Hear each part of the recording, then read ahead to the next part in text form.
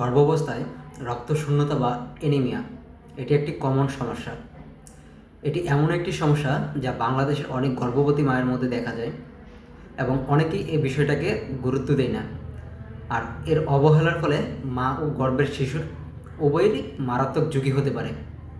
আজকের এই ভিডিওতে আমরা জানব গর্ভাবস্থায় রক্তশূন্যতা কেন হয়, এর লক্ষণ কী, মা ও শিশুর কী ক্ষতি হতে পারে, অ্যানিমিয়া হলে কোন খাবার বেশি খেতে হবে, কিভাবে প্রতিরোধ করবেন। ভিডিওটি শেষ পর্যন্ত দেখুন, কারণ শেষের দিকে এমন কিছু গুরুত্বপূর্ণ পরামর্শ দিব যা প্রতিটি গর্ভবতী মায়ের জন্য খুবই জরুরি। প্রথমে আসি রক্তশূন্যতা বা অ্যানিমিয়া কী। আমাদের রক্তে হিমোগ্লোবিন থাকে, যা আমাদের শরীরে বিভিন্ন অংশে অক্সিজেন পৌঁছে দেয়। যখন রক্তে এই হিমোগ্লোবিনের মাত্রা স্বাভাবিকের চেয়ে কমে যায় তখন তাকে রক্তশূন্যতা বা অ্যানিমিয়া বলা হয়। এই হিমোগ্লোবিনের স্বাভাবিক মাত্রা 11 গ্রাম পার ডেসিলিটারের নিচে থাকলে তাকে অ্যানিমিয়া বলা হয়। গর্ভাবস্থায় রক্তশূন্যতা বা এই অ্যানিমিয়াটা কেন হয়? প্রথম কারণ হলো আয়রনের ঘাটতি। গর্ভাবস্থায় শিশুর বৃদ্ধি বা প্লাসেন্টা তৈরি এবং অতিরিক্ত রক্ত উৎপাদনের জন্য মায়ের শরীরে প্রচুর পরিমাণ আয়রনের প্রয়োজন হয়। যদি খাদ্য থেকেই প্রচুর পরিমাণ আয়রন না পাওয়া যায় তাহলেই এই রক্তশূন্যতা দেখা দেয়। দ্বিতীয়ত যে কারণে হয় সেটা হচ্ছে ফলিক অ্যাসিডের অভাব। ফলিক অ্যাসিড আমাদের শরীরে নতুন রক্তকণিকা তৈরিতে সাহায্য করে। এর ঘাটতি হলেও অ্যানিমিয়া তৈরি হতে পারে। তৃতীয়ত ভিটামিন B12 ঘাটতি। বিশেষ করে যারা প্রাণীজ খাবার কম খান তাদের মধ্যে এই সমস্যা দেখা দিতে পারে। চতুর্থ কারণ হচ্ছে কৃমি সংক্রমণ। এই কৃমি শরীরের পুষ্টি শোষণ করে নেয় এবং দীর্ঘমেয়াদী রক্তশূন্যতা তৈরি করতে পারে।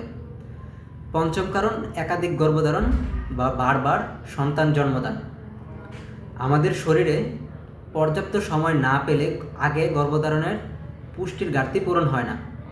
এছাড়া অপুষ্টি, দীর্ঘমেয়াদী রোগ এবং অতিরিক্ত রক্তক্ষরণও অ্যানিমিয়ার কারণ হতে পারে। অ্যানিমিয়ার লক্ষণ কী কী? কী দেখলে বুঝবেন যে আপনার অ্যানিমিয়া হয়েছে? প্রথম অবস্থায় লক্ষণ প্রকাশ না পেলেও ধীরে ধীরে আপনার শরীর ক্লান্ত লাগতে পারে, দুর্বলতা হবে, মাথা ঘোরা, শ্বাসকষ্ট, বুক ধড়ফড় করা, মাথা ব্যথা, মুখমণ্ডল ফ্যাকাশে হয়ে যাওয়া, হাত পা ঠান্ডা হয়ে যাওয়া এবং কাজে মনোযোগ কমে যাওয়া, এই লক্ষণগুলো হতে পারে। গর্ভাবস্থায় রক্তশূন্যতা ক্ষতিকর কিনা?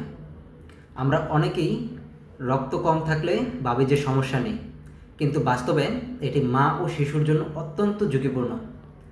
মায়ের জন্য কী কী ঝুঁকি? যেমন অতিরিক্ত দুর্বলতা হতে পারে, সংক্রমণের ঝুঁকি বাড়তে পারে, প্রসবকালে জটিলতা দেখা দিতে পারে, প্রসবের সময় অতিরিক্ত রক্তক্ষরণ বা হেমোরেজ হতে পারে, হৃদযন্ত্রের উপর অতিরিক্ত চাপ পড়তে পারে, গুরুতর ক্ষেত্রে মায়ের মৃত্যুর ঝুঁকি থাকতে পারে। এবং বাচ্চাদের জন্য কী কী ঝুঁকি তৈরি হয়?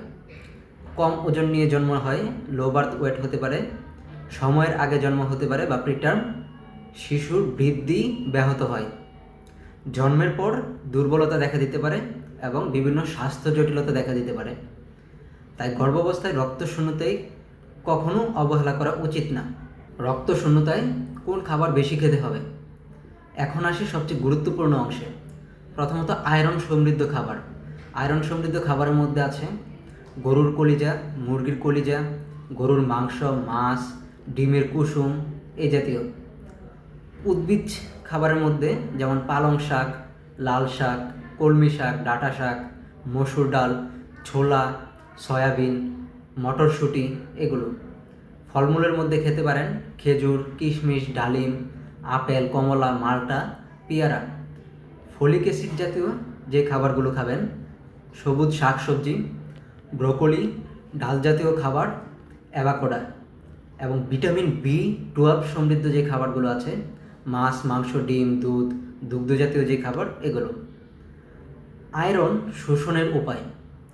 অনেকেই আয়রনযুক্ত খাবার খান কিন্তু শরীর ঠিকমতো শোষণ করতে পারে না। তাই আয়রনের সাথে ভিটামিন C সমৃদ্ধ খাবার অবশ্যই খেতে হবে। আয়রন জাতীয় খাবারের পাশাপাশি যাতে আয়রনটা শোষণ করতে পারে আমাদের দেহ, তার জন্য ভিটামিন C সমৃদ্ধ খাবার আপনাকে খেতে হবে। যেমন কমলা, মাল্টা, লেবু, পেয়ারা, আমলকি, এই খাবারগুলোতে পর্যাপ্ত পরিমাণে প্রচুর ভিটামিন C থাকে। এগুলো আয়রন শোষণ বাড়িয়ে দেয়। যেই সকল খাবার আয়রন শোষণ কমায়, যেমন চা খাওয়া, কফি খাওয়া, কোমল পানীয়, এগুলো পান করা উচিত না। কমপক্ষে 1 থেকে 2 ঘন্টা খাবারের আগে বিরতি রাখা ভালো। আয়রন ট্যাবলেট কেন জরুরি গর্ভবতী মায়েদের জন্য? গর্ভাবস্থায় শুধু খাবার দিয়ে সবসময় আয়রনের চাহিদা পূরণ হয় না, তাই চিকিৎসকের পরামর্শ অনুযায়ী আয়রন ও ফলিক অ্যাসিড ট্যাবলেট খেতে হবে। অনেকে আয়রন ট্যাবলেট খেয়ে কালো পায়খানা বা হালকা কোষ্ঠকাঠিন্যই ভোগেন। এটি সাধারণ পার্শ্ব প্রতিক্রিয়া এবং অধিকাংশ ক্ষেত্রে ভয়ের কিছু নেই। তবে সমস্যা বেশি হলে অবশ্যই চিকিৎসকের সাথে যোগাযোগ করতে হবে। এই অ্যানিমিয়া বা রক্তশূন্যতা কীভাবে প্রতিরোধ করবেন? নিয়মিত গর্ভকালীন চেক আপ করতে হবে, অ্যান্টিনেটাল চেক আপে যেতে হবে WHO এর নিয়ম অনুযায়ী অন্তত 4 বার। চিকিৎসকের পরামর্শ অনুযায়ী রক্ত পরীক্ষা করতে হবে। আয়রন ও ফলিক অ্যাসিড ট্যাবলেট নিয়মিত গ্রহণ করতে হবে। পুষ্টিকর ও সুষম খাদ্য গ্রহণ করতে হবে। কৃমিনাশক ওষুধ ব্যবহার করতে হবে। পর্যাপ্ত বিশ্রাম নিতে হবে। পর্যাপ্ত পানি পান করতে হবে।